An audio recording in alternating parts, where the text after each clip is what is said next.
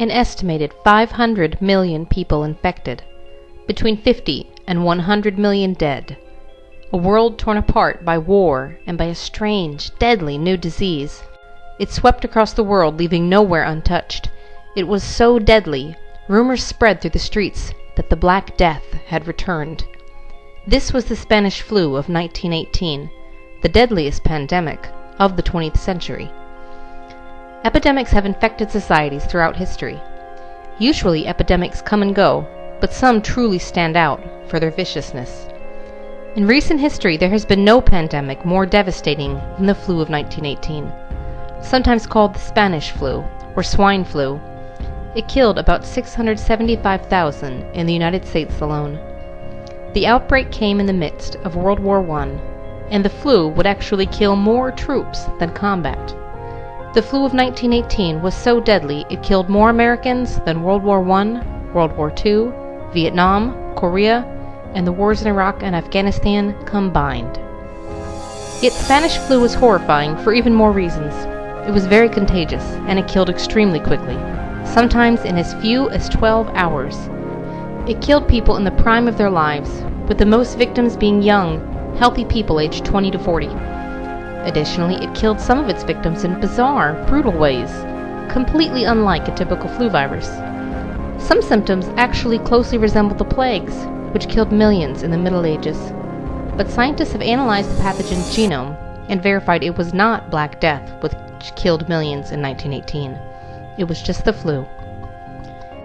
This video will cover how the flu began and how it spread across the world, the bizarre symptoms that made it so deadly, and how the flu pushed society to the very brink of collapse.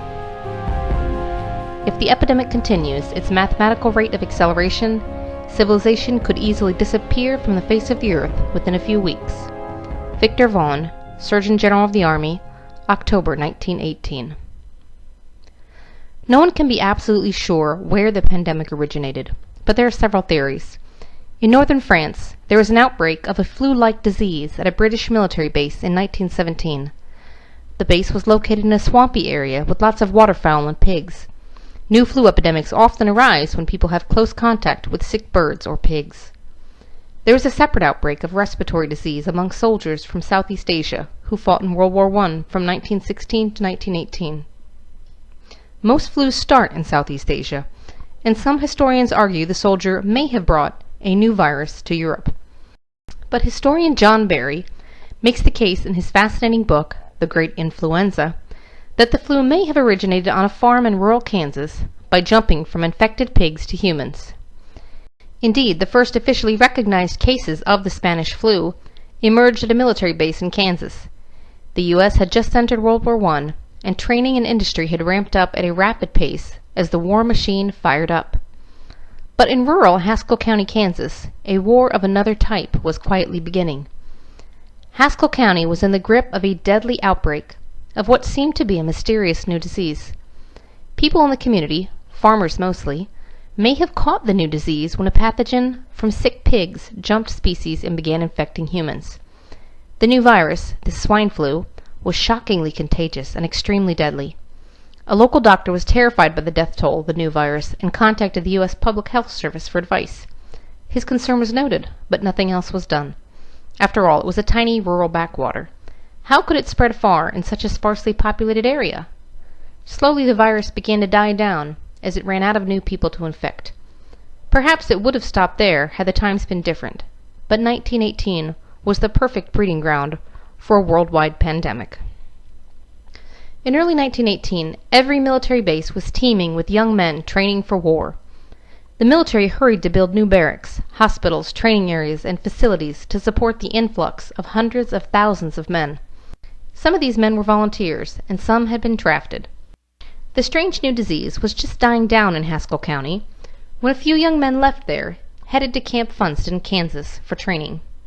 Camp Funston, located at modern-day Fort Riley, was already over capacity, with 56,000 young men training for war. There hadn't been time to build enough barracks for all of them. It was the coldest winter on record east of the Rockies, yet many men were sleeping in tents without any heat and only thin blankets. In an effort to keep them all warm, The commander ordered all the men to move into barracks, violating the health and safety rules that dictated how much space each soldier should have. Inside the barracks, men huddled around stoves trying to keep warm. The men from Haskell County must have crowded in close too, even as they began to cough and sneeze. That's all it took. In the overcrowded barracks, the flu spread rapidly. It only took 6 days for the outbreak to begin. The men from Haskell County arrived on February 28th. Less than 1 week later, men began flooding into sick call. Within just a few weeks, the flu swept across the base, sickening thousands and killing between 38 and 50. It was a high death rate for the flu, but it was nothing compared to what was coming next. The virus was about to mutate and become much, much worse. Flu viruses are constantly mutating, and sometimes there will be a really big shift, or a virus that usually affects only animals mutates so it can infect people too. When that happens, it can be very deadly. The flu comes in waves. That's why we have a flu season. Although it may seem like a bad flu is done, the flu can hide for a while, or go infect people in a different part of the world and then return even worse. In the case of the 1918 flu, 3 waves of flu devastated the world. The first wave wasn't too bad, but the second and third waves were extremely dangerous. The outbreak at Camp Funston came just at the end of the flu season in the United States, so the first wave infected a lot of people, but then faded away. The military wasn't worried. They were grappling with a far more deadly outbreak of measles at the time. The flu virus seemed to fade away, but really it just went abroad to take on a world at war. It stalked into camp when the day was damp and chilly and cold, with a hand that was clammy and bony and bold, and its breath was icy and moldy and dank, and it killed so speedy and gloatingly greedy that it took away men from each company rank. The flu, Private Josh Lee, 1919. Nearly all the ships carrying American troops to war arrived at the port in Brest, France. In April of 1918, just as the flu outbreak was dying down at Camp Funston, an epidemic began in Brest, and slowly began spreading throughout northern France. Despite the illness spreading in the city, more and more troops poured in. Healthy men would land, become infected, and then ship out to new duty stations and to the front line, carrying the disease through every small town and hamlet through which the armies traveled. The flu tore across France and followed the front lines into Belgium and the Netherlands. It jumped across the lines of war and began infecting the German army, actually affecting the outcomes of battle since so many troops were too sick to fight. It jumped from the German army to the German people. By May it had reached Italy, where it crossed the Mediterranean and surged into North Africa. It also arrived in England by May, riding back on boats with troops heading home. Infection and death rates began to skyrocket in Spain and Portugal. The flu gained its name, the Spanish flu, from the early infection and high mortality rate in Spain, where reported 8 million died in May. Spain was neutral in World War I, and as a result it was one of the only countries that was reporting the news without strict government censorship. Most countries didn't want to reveal to their enemies that they were battling an epidemic, and didn't want to affect their people's morale, so the governments pressured the media to hide and downplay the severity of the virus. However, in neutral Spain, the press was free to report the news accurately. Newspaper headlines in Spain screamed of an epidemic that was killing millions, while other countries only whispered of the flu. The world believed the flu was worse than Spain, when in actuality, Spain was the only one talking about it at first. The flu continued spreading beyond Western Europe. By July, it had jumped to Scandinavia and Greece. The same month, the flu crept its way into a tense Russia, where the Tsar and his family had just been executed, and the Bolsheviks were battling with other factions to see who would control the future of Russia. A boat filled with 6 sailors arrived in Mumbai, India at the end of May. First, a few dock workers reported sick. Then workers at the next docks became ill. And then men at the nearby warehouses got sick, and so on, into the city. Ships left those same infested docks and spread to other ports in Asia. Sick people boarded trains in Mumbai and spread the disease like wildfire along the railroad lines up into the subcontinent and continental Asia. The flu showed up in China around the same time, spreading inland from a dock in Shanghai. By June it had arrived in Singapore, a world trade hub where the flu infected the dock workers and spread to the local population. From the bustling docks, sailors carried the flu south into Indonesia and north into Malaysia and Thailand, where it continued to spread. By July it had reached sub-Saharan Africa, with infected sailors who arrived at the ports. It entered West Africa from ships arriving in Freetown, Sierra Leone. It infected Eastern Africa via the port in Mombasa, Kenya. Ships arriving into Cape Town set the virus loose in South Africa. From these ports, influenza ripped its way across the continent, devastating the population. By July, it had also reached Peru and begun spreading across South America. By August, it had returned to North America. By October, it had reached New Zealand and Japan. By November, a lethal outbreak was surging across Colombia, Argentina, Uruguay, and Chile. Despite quarantines on ships entering port, dock restrictions, and a concerted effort at containment, it finally spread into Australia by 1919. In less than a year, the deadly flu had surged around the world. The flu was able to spread so efficiently for many reasons, including the movement of vast companies of troops around the world, and the conditions those troops were living in. World War I was desperately brutal, and trench warfare made for horrific living conditions and for the perfect breeding ground for disease. Men lived out in the open, with no protection from the freezing winter, the pounding rain, or the sweltering sun. Troops at the front lines lived in filthy trenches for months at a time, where they had to eat, sleep, and answer all the calls of nature within close contact with each other. When it rained, the trenches filled up with water that became rank and foul as it had nowhere to drain. Men's feet rotted in their boots, a condition called trench foot. Dead bodies lay decomposing in no man's land between the two armies. When it rained, water would wash excrement, decomposing body parts, and filth down into the trenches where the men lived. Constant bombing churned up the dirt and turned the ground into a sloppy swamp. The mud became so bad that in some places it was like quicksand. Planks were laid down for the men to walk on. There were cases of horses, pack mules, and even soldiers slipping off the walkways and drowning in the mud before they could struggle out of their heavy gear. By the end of the war, over 9 million combatants and 7 million civilians would die in the war. Thus, it's not surprising that when a virulent new virus arrived, it became an even more deadly foe than the enemy soldiers. At some point, in the summer of 1918, the flu mutated to become more deadly. It gave some people the normal symptoms of fever, chills, nausea, aches, and diarrhea, and many got sick, then recovered like a normal flu. Some were sick longer or died after catching a secondary infection, such as pneumonia. However, many people became violently ill with strange symptoms. In fact, in the July 1918 edition of the medical journal The Lancet, doctors argued that this strange epidemic couldn't be the flu because the symptoms didn't fit. Italian doctors argued the same. In some people, Spanish flu caused fevers that were so high people hallucinated. Some writhed in agonized muscle pain so bad that doctors thought they had dengue, also called breakbone fever. It made some people temporarily or even permanently blind, deaf, or paralyzed. Some lost the ability to smell. Some had strong vertigo and would fall over if they tried to walk. Extreme ear infections developed very quickly, going from the first pain to the eardrums rupturing within only a few hours. Some had terrible headaches and double vision. Severe mucus excretions and inflammation made it hard for victims to breathe. Some people coughed so hard they tore their abdominal muscles. Doctors doing autopsies saw lungs so damaged that they resembled those of people who died from poisonous gas in the war. Some people developed a symptom most physicians had never seen before. Tiny puffs of air would leak out from tears in the lungs and get trapped beneath the skin, puffing up in little pockets all over their bodies. When they moved, the pockets would crackle like a bowl of Rice Krispies, according to one nurse.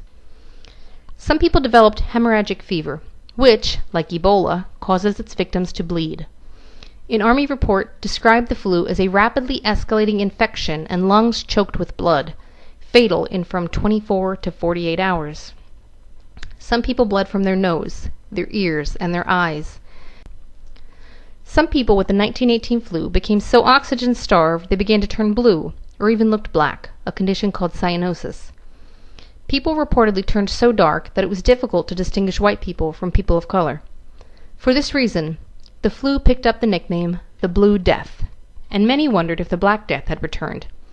When people began turning blue, doctors knew they wouldn't survive more than a few hours. The flu was also terrifying because it could kill so quickly. Many victims died within a day or two, or even hours of showing their first symptoms.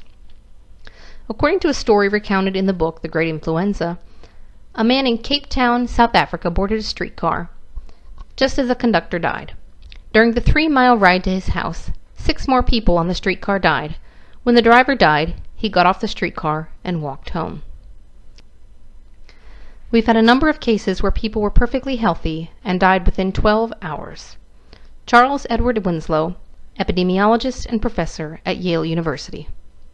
In late summer of 1918, the flu virus returned to America, but this time it was far more deadly. In August, a ship full of sick people arrived in New York City from Europe. 4 men had already died at sea, and 200 more people on the ship were sick. Many were taken to hospitals, but they weren't quarantined. In the following week, several more ships full of sick people arrived. The same was happening in other deep-water ports, like Boston, Philadelphia, and New Orleans. At the same time as the virus was arriving and spreading in ports, ships left those same ports headed for Canada, Central America, the Caribbean, and South America, carrying infected people. In early September, there was an outbreak at Navy Pier in Boston. The pier was quarantined, but officers still moved between bases.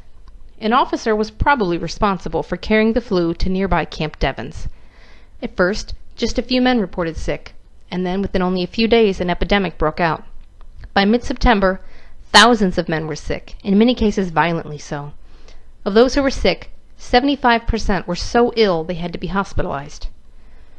The sheer number of patients overwhelmed the medical staff at the military hospital.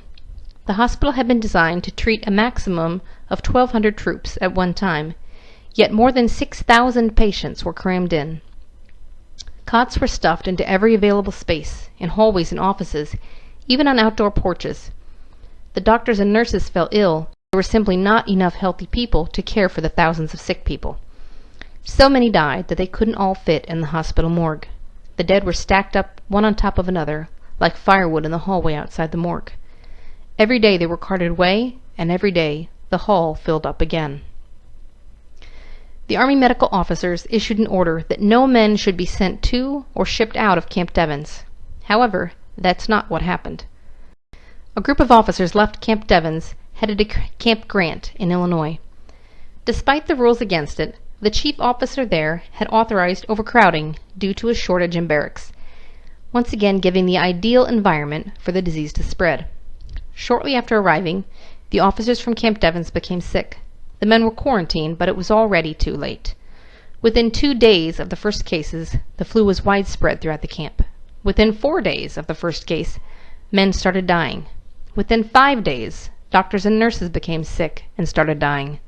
By 6 days, there were 4,000 men admitted to the hospital, and they converted 10 barracks into temporary hospitals.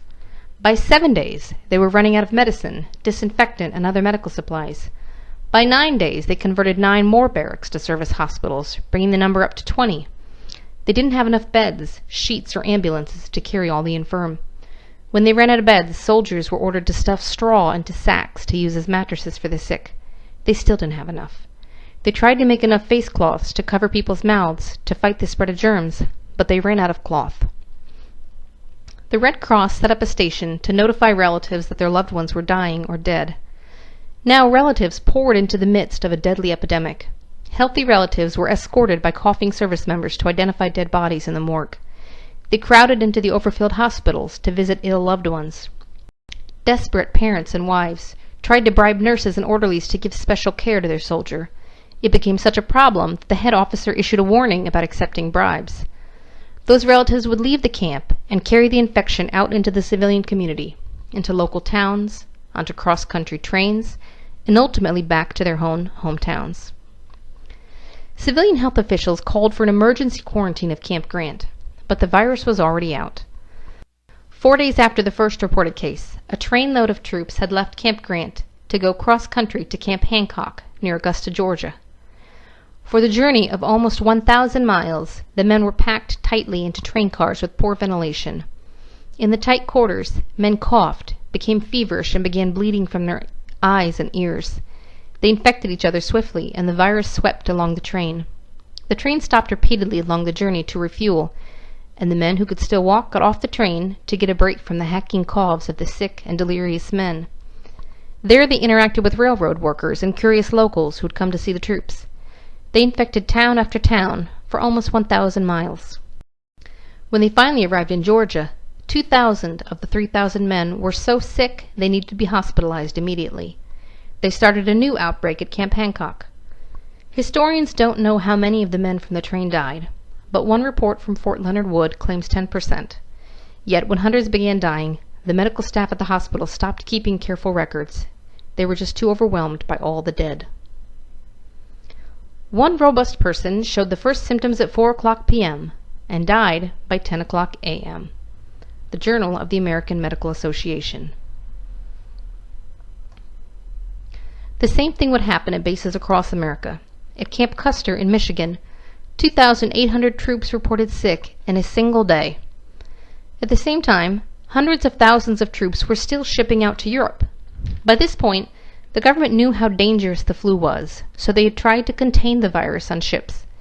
Visibly sick men were not allowed on the ships, but this didn't make much difference in the end. The flu virus incubates for a few days before any signs of infection are visible. On board the ships, the men were locked into their bunk rooms for most of the voyage across the sea, and armed military police enforced the segregation. On most ships, about 400 men were locked into each crowded bunk room in cramped quarters with little ventilation. Although the troops were segregated from others in the ship, they still shared the same mess hall where they all ate. They would file through, breathing the same air and touching the same tables and chairs as the group before. On one ship, called the Leviathan, the flu broke out almost immediately, despite the quarantine efforts. Within 2 days, it had overwhelmed the ship's medical services. The doctors and nurses were laid up sick alongside their patients, delirious, coughing, and blood pouring from their bodies. The blood pooled on the floor, and the nurses, who were still well enough to work, walked through the puddles, leaving bloody footprints on the deck. Finally, there were so many sick men that they began laying them on the deck of the ship out in the elements. They even lay there in storms, because the well were too overwhelmed to move them, and the ill were too sick to move themselves. At first, the deaths came spaced apart, and the officers took careful notes in the captain's log of the Leviathan. At first, they wrote the date and time of death, the name and rank of the deceased, their unit and cause of death. But only 1 week after leaving New York, the officers were so overwhelmed they wrote only name and time of death. The captain's log shows 2 deaths at 2 a.m., 1 at 2:02 a.m., 2 at 2:15 a.m. It continued like that around the clock. The healthy must have been terrified, locked onto a ship filled with a deadly plague with nowhere to escape. They began burying men at sea. At first they were solemn ceremonies, but after so many, the funerals became routine. They would read a name, say a brief prayer, and slide the body off the boat, then on to the next. The same was happening in every boat carrying troops across the ocean. Medical advisors begged the military to stop the troop movements, but the war machine needed men. At the same time, it was infecting the civilian population from port to port and along the railway lines. However, the very worst outbreak probably occurred in Philadelphia, and it was made immeasurably worse by mismanagement by leaders who ignored warnings from public health doctors. Had public health measures been implemented, perhaps much of the death and suffering could have been avoided. Philadelphia in 1918 was teeming with people. Hundreds of thousands had swarmed the city because of the new job opportunities working at steel plants, docks, railroad yards, and industries that supplied the war. Without enough housing for the influx, poor people were crowded into squalid, filthy slums that lacked indoor plumbing. Multiple families would cram into one apartment and share an outhouse in an alleyway with hundreds of people. Sometimes people shared not only apartments but beds, even sleeping in shifts. The boarding houses would rent out beds for 6 or 8 hours at a time. When one worker woke up to go to work, another worker would get into the newly vacated bed and sleep, same sheets and all. The streets were notoriously filthy, with rat infestations and gutters filled with trash, animal, and even human feces. With people living in overcrowded conditions, exhausted from hard labor and weak from poor nutrition, dirty water, and bad air quality, it was a perfect breeding ground for an epidemic. I had a little bird. Its name was Enza. I opened the window, and influenza. Children's jump roping song, 1918. A ship full of 6 sailors arrived into the Philadelphia Navy Yard in mid-September. Within a few days, the Navy hospital was overrun, and the Navy began sending sailors to civilian hospitals in the city. As sailors began dying, the flu spread to civilians. 2 days after the first sailor arrived at the hospital, multiple doctors and nurses felt fine as they started their shifts, yet collapsed and became desperately ill within hours. However, the health board for the city didn't want people to panic. They downplayed the severity of the disease. After the death of several sailors and civilians, the health board confidently declared the disease had reached its zenith and already begun to decline. It hadn't even gotten started. At the same time, the federal government was desperate for money from war bonds to fund the war. People would buy bonds, essentially loaning the government money for a promise of being paid back later with interest. Every city had a quota of bonds they had to sell, and Philadelphia was ready to hold the Liberty Loan Parade to sell war bonds. Public health doctors begged the city to cancel the parade, terrified that it would cause the outbreak to become an epidemic. The city government ignored them. On September 28th, hundreds of thousands of people jammed into the downtown streets to watch the parade. In that huddled crowd, all crushed together, it only took a few coughing, sneezing people to launch the epidemic. Within 76 hours, just 3 days later, the city's 31 hospitals had run out of bed space. They were completely full. Some hospitals tried to cram in more by laying patients on cots in the hallways, in offices, and on balconies. In some cases, the sick were laid on the floor next to a dying patient. Once the patient died, the body was taken away, and the new patient would be lifted into the same bed, still warm from the previous occupant. The city opened several temporary emergency hospitals, but it wasn't enough. Hospitals started refusing to accept any more patients. People lined up outside begging to be let in. Some died standing in line. Even for those who got in, care was non-existent for most people. The hospitals ran out of medicine. The doctors and nurses were overtaxed, and they were dropping from the flu. They were desperate for help. People with no medical training volunteered. Physicians and nurses came out of retirement. Medical schools closed, and first-year medical students were put in charge of an entire floor of a hospital. One medical student reported that during the height of the outbreak, 1/4 of all the patients in the hospital died every day. Nurses were so overtaxed, they began adding toe tags to the living so they could tag several at once. Once a patient turned blue, it was only a matter of hours to death, so they felt confident in tagging them. Sometimes there wasn't any time for any intervention. Some people died within 24 hours of contracting the flu. A nurse at Mount Sinai Hospital started her shift in the morning and suddenly fell ill. She died 12 hours after first feeling sick. The number of dead kept growing. 5 days after the city held the Liberty Loan Parade, city leaders finally acted. The health department banned all public meetings. Churches, schools, and theaters were closed. They left the bars open, but those too were closed the next day. The courts closed and city services shut down. It took only a few days for the city's operations to completely grind to a halt. Within just 10 days, Philadelphia went from a few hundred cases of flu and a couple deaths per day to hundreds of thousands of people sick and hundreds dying every day, all because they ignored public health guidelines.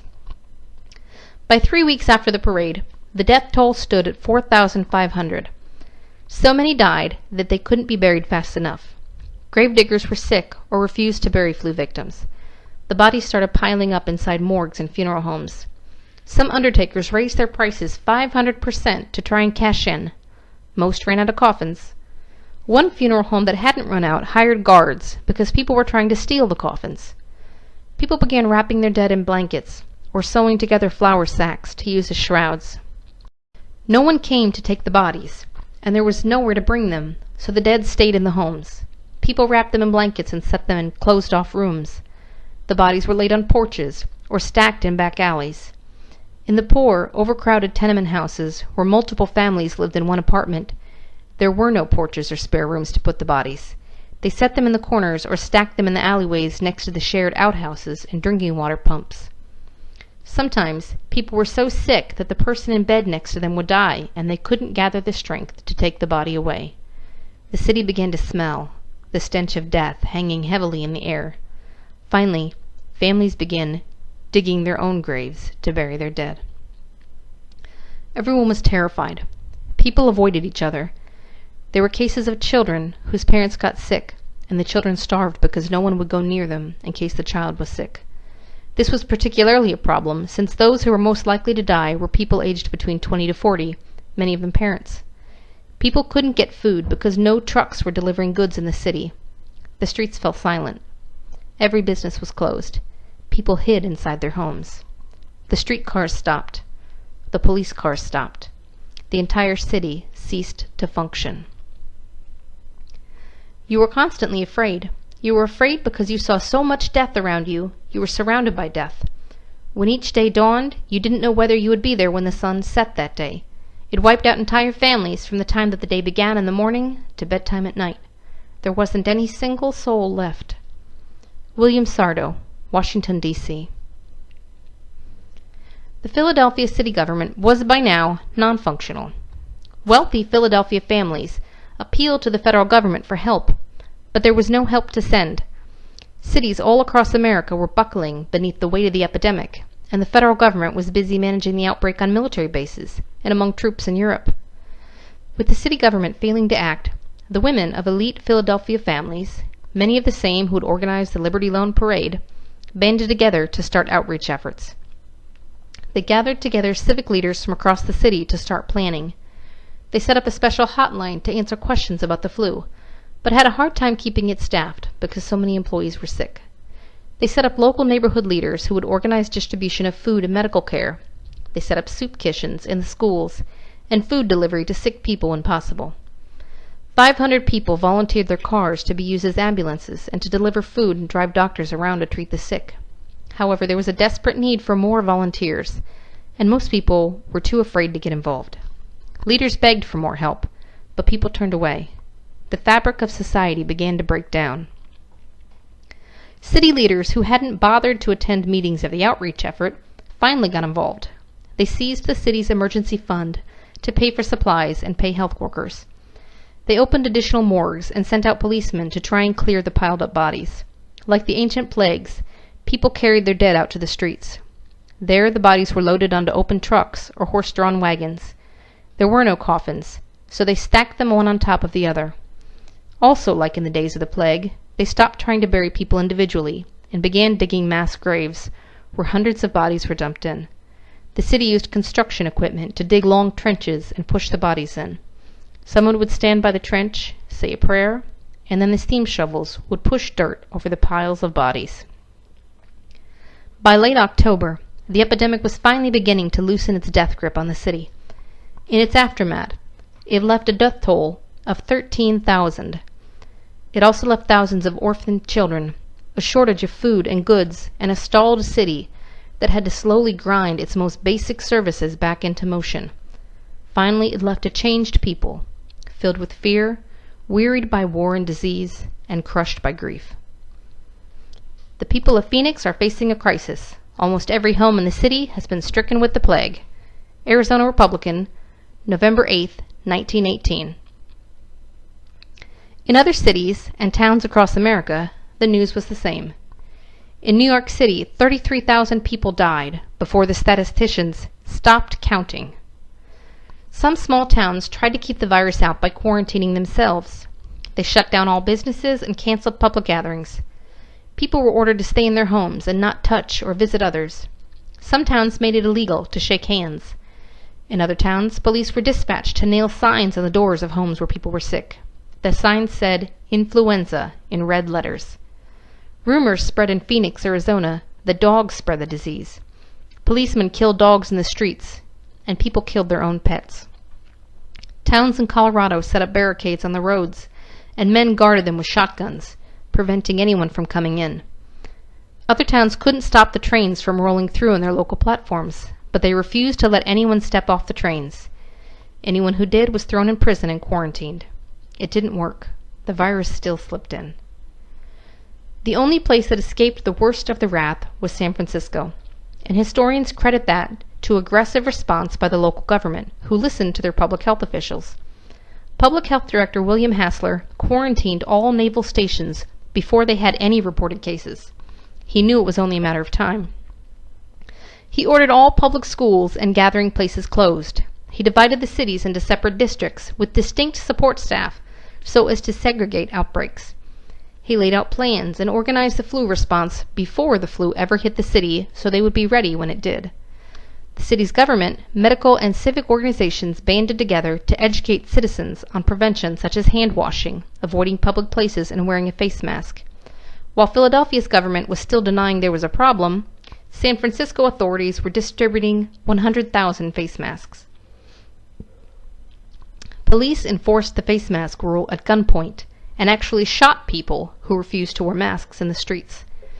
As the second wave diminished throughout the country, San Francisco rejoiced for having missed the flu. The flu would mutate once more and rage through the world for a third time, but infecting and killing fewer people. This time it would be less severe. This time it did hit San Francisco because they thought the flu was already over. The third wave hit the Southwest and Midwest hard, but for the rest of America, the worst of the flu had passed. Even as America woke from the nightmare, the epidemic had left its imprint. Right at the height of harvest time, farmers had been too sick to farm, and workers didn't show up to gather the food in.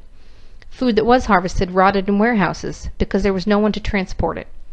There was a lag while the country tried to catch up on shipping food and goods, and store shelves and markets stayed empty for some time because goods hadn't been delivered. As winter rolled in, there was a shortage of coal and other goods. However, the weary country still rejoiced, for an armistice was signed on November 11, 1918. The war was finally over, even as the plague and its effects lingered on. In the U.S., it killed about 675,000. The flu killed an estimated 3% of the entire world population. In Latin America, the flu killed 10 out of every 1,000 people. In Africa, about 15 out of every 1,000 died, and in parts of Asia, the death rate was as high as 35 per thousand. In Tahiti, it killed 10% of the population, and in Western Samoa, 20% of the population died. In India alone, it killed about 20 million people. You may be asking yourself, could a deadly flu like that happen again? It's important to understand that the Spanish flu was devastating for a number of reasons unique to that time. However, the essential formula for epidemics still exists. Viruses sometimes jump species, for instance from pigs to human. This could happen at any time, anywhere in the world. And of course, flu viruses are constantly mutating. Usually mutations are minor, but occasionally a big mutation can happen. This has happened a few times in recent history. For instance, the Russian flu of 1889 killed about 1 million people. The Asian flu of 1957 killed about 2 million. And the Hong Kong flu of 1968 also killed about 2 million. Then in 2018, exactly 100 years after the outbreak of Spanish flu, a mutation brought a particularly deadly flu to the US and Australia. As of 2018, there is one strain of avian flu, an H5 type, that has managed to infect humans, but so far cannot jump between people. However, that particular strain of flu is frightening in its potential, according to Donald Burke, MD, former director of the Johns Hopkins Center for Immunization Research. Of the people who have been affected, it has been deadly in over 75% of cases. If that type of flu adapted to human infection, it could be catastrophic. So could it happen again? Yes, it could. As Burke said, when it comes to the probability of a pandemic flu, I think everyone would say it's not if, it's when. However, there is reason to be hopeful. When a new kind of flu emerged in 2009, a swine flu, just like the Spanish flu, officials did not waste any time acting. Public health officials acted swiftly, putting emergency epidemic plans into operation. We were lucky that the 2009 swine flu, though very contagious, was not a deadly strain, and it showed us that response matters a great deal. In fact, the way we respond to the next big epidemic could mean the difference between life or death. If you enjoyed this video, please click like and subscribe to Education World for more videos.